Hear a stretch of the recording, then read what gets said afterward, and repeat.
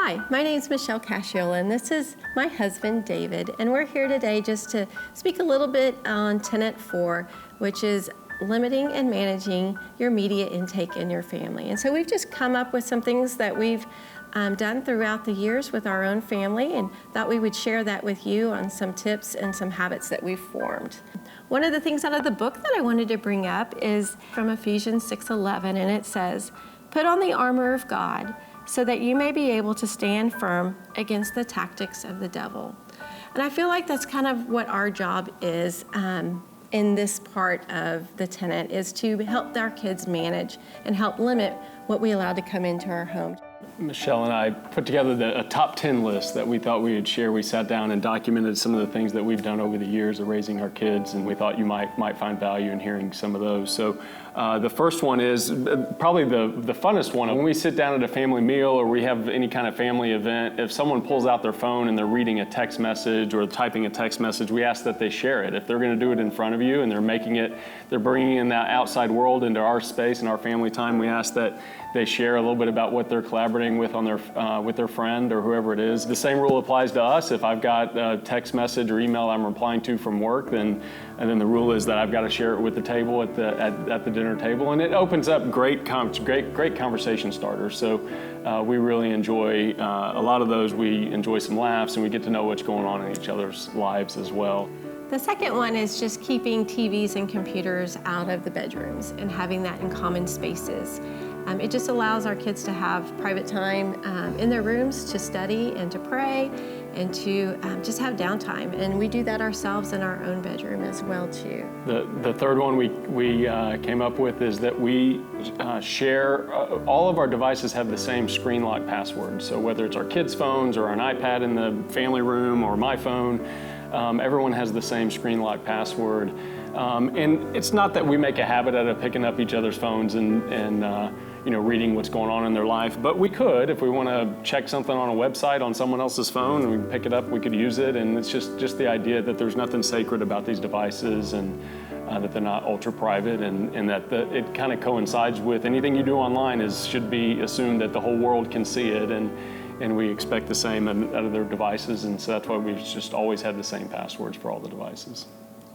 And then looking at the things that they are on, whether they're watching, viewing, apps, gaming, just using, for myself, Christian websites to monitor and review and see what's the latest on those. Not just a secular view of the apps and the movies and the shows, but also looking at it from our own faith.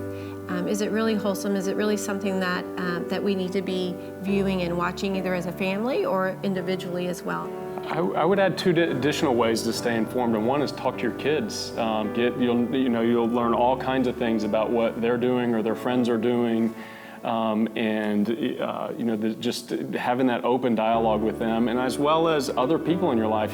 For me, my coworkers, hearing what they're dealing with in their homes or with their kids, and so just trying to keep yourself informed, keep your ear to the ground, so to speak, and just stay in touch and up to date as much as possible. And you're right, our kids know way more than we do, and so we'll ask, hey, I heard about this app.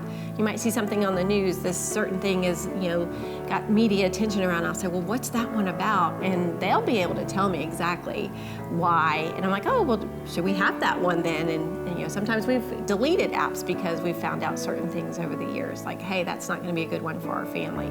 So they're pretty savvy and can give you a lot of the information you're looking for as well. The next one is probably the most egregious of all of them, and that is we have one common shared Apple ID that everyone uses.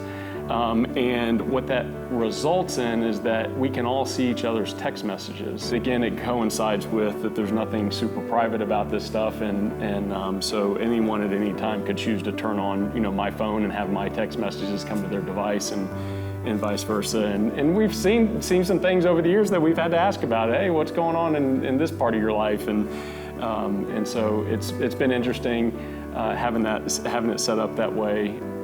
Another area that for as mom trying to keep up with is their gaming or their social media. I personally don't mind playing games, so I actually like joining in on some of the games that they do.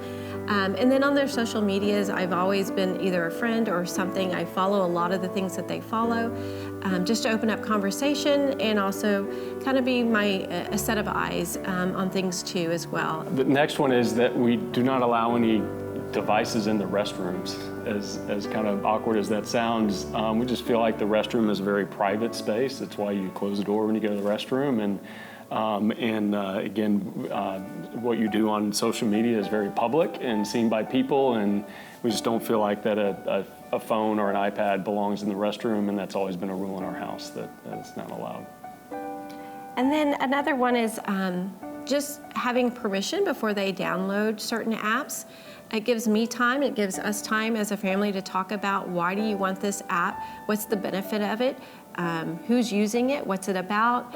If the apps were downloaded, they would show up on my phone as well, so I would know, again with the shared Apple ID. So just another way of just having transparency and conversation with your kids on their usage online. Another thing that we do is anytime that we can see that someone might be about to sit down and binge watch a series of shows or play a video game that they have a habit of playing for a very long time, we'll try to ask them up front as soon as we see that about to happen, how long they plan to spend on that video game or how many episodes they intend to watch. And if you ask early enough, you're gonna get something like, well, I'm gonna watch 3 episodes. But if you ask late, if they've already watched 2 or 3, then they're gonna watch another 2 or 3 more. But if you ask early enough, what we found is it's just a good, honest conversation. About 3 is gonna sound like a lot, but if you ask after an hour, then again, you're nagging them, and most likely you're gonna watch a lot more than from that point on. So we found that to be a good habit to just try to catch that early and ask. Yeah, teaching them accountability for their own time. And then our last one is that we've just always had this in our household that they charge their phones or their devices, whether it was the computer for school or the iPad for school, at the end of the night to be charged outside. We had a charging area outside of our bedroom. And that just, again, goes back to allowing them to have a private space upstairs in their room and not be bugged by their devices or dings or friends texting at 2 in the morning. And just teaching them that that's their space and their time, and they can unplug for a little bit each day as well too. And then we have to model that as parents as well. So we can say these are our rules, but if David and I are not following some of the same things, they're gonna model our behaviors before they model what we say.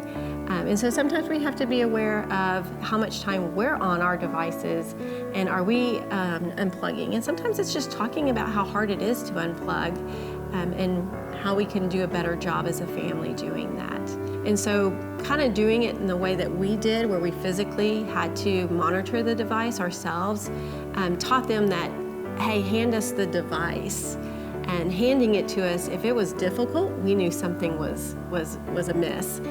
If they freely handed it over, we felt like, okay, well, there's probably, this one's doing well with their device. So those have been a couple of the things. Yeah, we hope that you find some of these useful. We realize that not all of them would be applicable to each of you, or you wouldn't want to adopt all of these. These are the things that we chose to do.